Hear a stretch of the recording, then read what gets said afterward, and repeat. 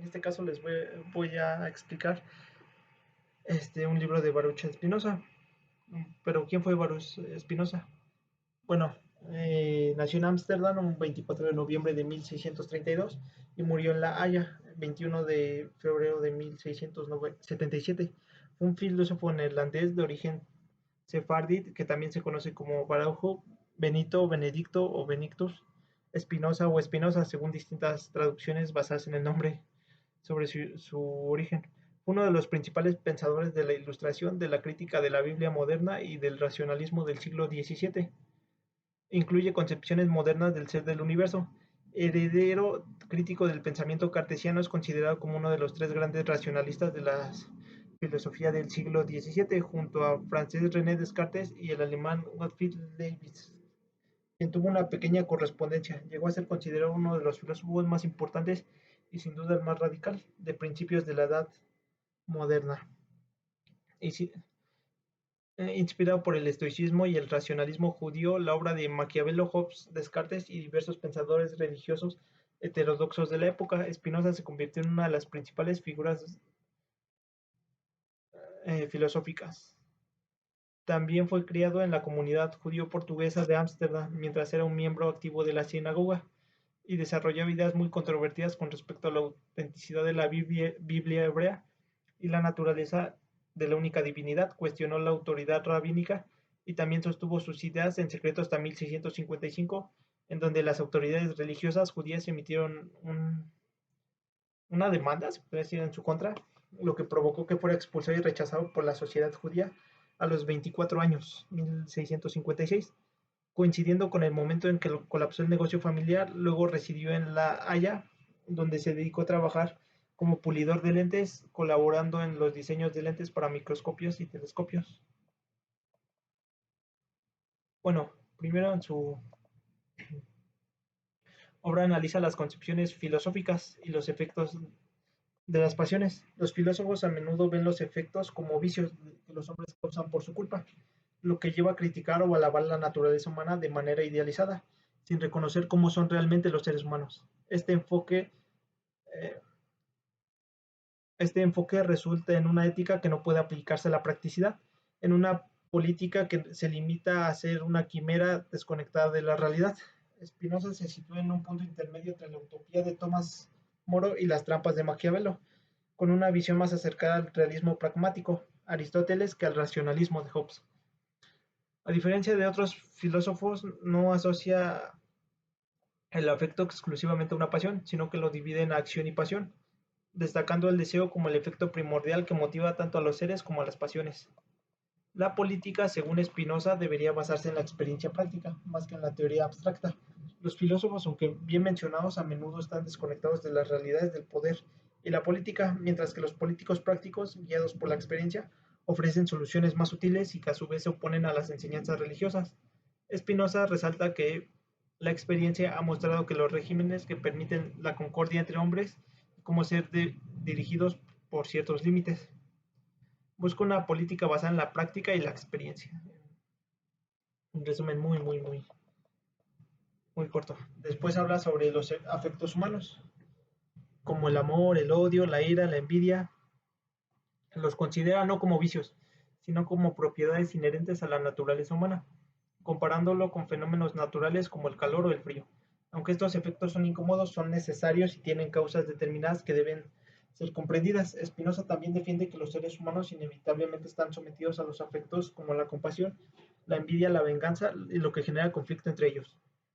Aunque la religión enseña a amar al prójimo como uno mismo, Spinoza sostiene que la enseñanza tiene poco impacto en moderar afectos, especialmente en situaciones prácticas como tribunales o cortes reales. Aunque la razón tiene poder para moderar los afectos, el camino que propone es arduo y difícil en la vida cotidiana. Ahora, en cuanto al Estado, Spinoza argumenta que su estabilidad no debe depender de la buena fe o de la honestidad de quienes lo administran, sino de la organización en la que, sin importar si los gobiernos son guiados por las razones o por las pasiones, no pueden actuar de mala fe. La seguridad del Estado es lo más importante, mientras que la libertad de espíritu es una virtud privada. Bueno, después expone al derecho natural y sus conceptos.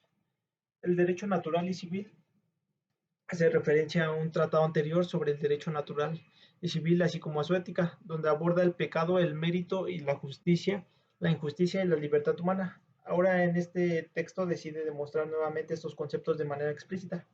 La esencia de las cosas explica que cualquier cosa puede ser concebida adecuadamente independientemente de su existencia. No puede deducir el comienzo ni la continuidad de la existencia de una cosa a partir de su esencia, sino que necesitan del mismo poder para seguir existiendo. Y este último poder se refiere a Diosito. Bueno, el derecho natural como el poder de naturaleza. Spinoza identifica el derecho natural con las leyes de la naturaleza, es decir, el mismo poder natural que permite la existencia y la acción de todas las cosas, así como todo ser natural tiene derecho como para poder existir y actuar, ya que solamente actúa cada cosa es en realidad el poder divino, el cual es absolutamente libre. La libertad y los deseos humanos. Spinoza también aborda la noción de libertad refutando la idea teológica de que el alma humana es creada directamente por Dios y tiene poder absoluto para determinarse racionalmente. Señala que la experiencia de las personas son arrastradas por sus propios deseos. También critica la noción teológica de la caída del primer hombre, cuestionando cómo puede caer si tiene un juicio sano y la naturaleza íntegra, además de que considera el pecado originado en esa caída. No resuelve el problema de libertad.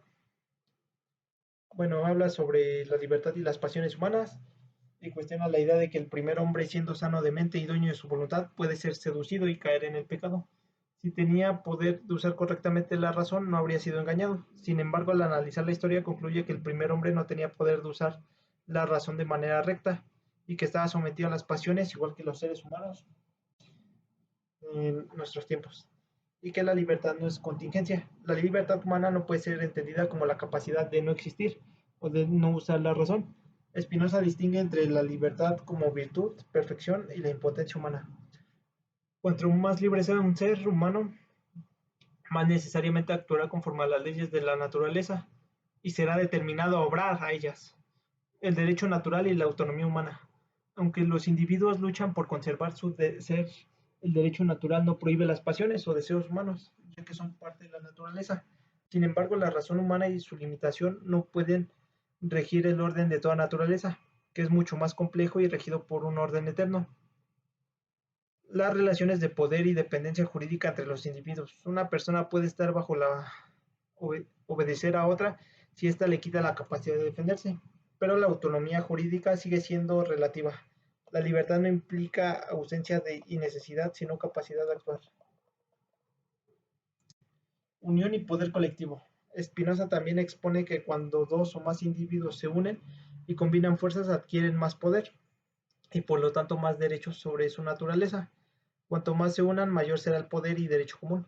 Esta idea es clave para entender la formación de las sociedades o de un estado donde los derechos de los individuos se refuerzan por su cooperación mutua. Los hombres y las pasiones eh, es lo que ya habíamos comentado de las pasiones. Bueno, en el estado natural los individuos son autónomos, mientras que pueden evitar la opresión de otros. Sin embargo, la autonomía es limitada ya que el poder de un solo individuo es débil y carece de eficacia sin apoyo mutuo. La cooperación mutua es esencial para la supervivencia y bienestar, tanto físico como intelectual. Para que el derecho natural sea efectivo, los hombres deben poseer derechos comunes, lo que permite reclamar tierras, defenderse y vivir un sentido común compartido. La idea de un hombre como un animal social se ajusta a la visión de Spinoza, ya que la cooperación mutua refuerza los derechos individuales. Después habla, para que el derecho natural sea efectivo, los hombres deben poseer derechos comunes. No, ya lo había dicho. Después, ¿cómo describe al Estado? El Estado como un derecho derivado del poder de la multitud, que se manifiesta en la unidad colectiva de los individuos y el Estado puede adoptar diversas formas, democracia, aristocracia, monarquía, dependiendo de cómo se distribuye el poder y su forma. En el estado natural no hay pecado en el sentido tradicional, ya que el pecado puede existir dentro de un contexto en el estado donde se establecen normas comunes sobre lo bueno o malo. El derecho natural no obliga a nadie a actuar de acuerdo a la razón si no lo desea, y las personas actúan bajo su propio juicio sin violar el orden natural. Pecado y derecho del Estado. El pecado Spinoza solo puede existir dentro de un marco del Estado, donde lo que es bueno y malo está determinado por el derecho común. Solo lo que está prohibido por el derecho es un pecado. La obediencia, por otro lado, implica seguir el derecho a decidido como es bueno. Spinoza también considera el pecado como lo que va en contra de la razón sana. La obediencia constante y la voluntad a moderar los deseos, lo que lleva a vivir de acuerdo con las leyes naturales. Bueno, después habla sobre la libertad y sostiene que la verdadera libertad humana no consiste en ceder deseos, sino en capaz de ser guiados por la razón y moderar esos deseos. Y después llama o se refiere a obediencia, que la obediencia es hacia una vida racional y pecado, a lo que en realidad la impotencia del alma sería impreciso. La esclavitud entonces radica en la falta de control sobre deseos y no en la razón. El pecado es la razón del contexto del... En el contexto del Estado, los hombres viven bajo leyes comunes y racionales. Pueden ser considerados pecados lo que contradice la razón. El pecado no se concibe como lo que va en contra del dictamen racional establecido por las autoridades, sino el estado natural es el pecado. El pecado sería una transgresión contra él mismo, ya que no existen leyes para regular acciones. Después habla de la justicia, que solo tiene un sentido dentro del Estado, donde el derecho común establece que le pertenece a la naturaleza y todo lo que pertenece al individuo y puede reclamar cualquier cosa. Y todo individuo común y cualquier individuo puede reclamar cualquier cosa. El Estado corresponde, mientras que la justicia es el intento de apropiarse de lo que no es propio. En su ética explica que la alabanza vituperia son emociones que surgen de la alegría, la tristeza y están ligadas a virtudes. Eh, Derechos y poder en el Estado. El derecho del Estado o de las supremas potestades se deriva del poder colectivo de la multitud, que actúa como una solamente. Cada ciudadano,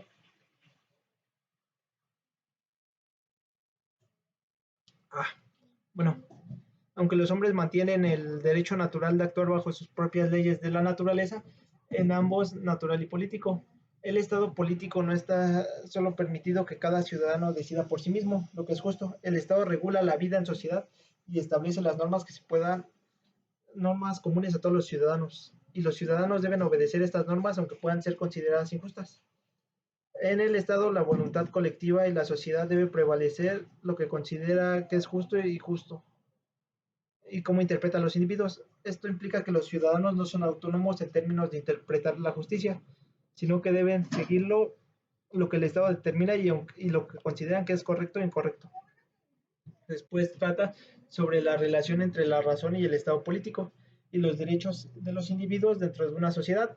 Y después reflexiona sobre la idea de la razón que no se opone al Estado político, más bien la razón señala a los seres humanos a buscar paz y a reconocer la autonomía individual. Cuando se vive bajo influencia de las pasiones, debe ser restringida esto para el beneficio del bien común. El Estado político y los derechos individuales se subordinan al orden social para asegurar el bienestar colectivo. Aunque el individuo podría verse obligado a actuar contra su juicio racional en algunos casos por orden de la sociedad, este sacrificio es justificado si se considera que la acción contribuye al bienestar común y evita los males de la mayoría. Otros se refieren a ellos como la tiranía de la mayoría. Y también aborda la noción autónoma de los súbditos de la sociedad. Los individuos no son completamente autónomos, sino que dependen de la sociedad, ya sea por temor o por su poder o por amor a la estabilidad que ofrece el Estado político. Sin embargo, hay ciertos derechos como la facultad de juzgar las creencias fundamentales, que no pueden ser coaccionados, ni premiados, ni amenazados, ni tener algún tipo de intervención estatal. En cuanto a su relación con la religión y el Estado, Spinoza considera que la religión, entendida como el amor y el conocimiento a Dios, no está bajo autoridad de las supremas potestades, ya que en un autónomo la razón del individuo, el ejercicio religioso puede coexistir. El Estado sin perturbar la paz pública, pero las cuestiones relativas de la propaganda de sociedad son responsables de las autoridades políticas. Finalmente discute con la relación de las sociedades, reconociendo por igual que los individuos en el estado natural, las sociedades pueden ser enemigas por naturaleza. Sin embargo, el derecho a la guerra permanece a cada sociedad, mientras que el derecho a la paz es algo que debe ser negociado. o sea que define la idea del Estado político es racional, pues busca la paz y busca el bienestar común y que los subordinados y los individuos que estén bajo sus leyes manifiesten la razón, aunque no son ciertas limitaciones a la autoridad individual.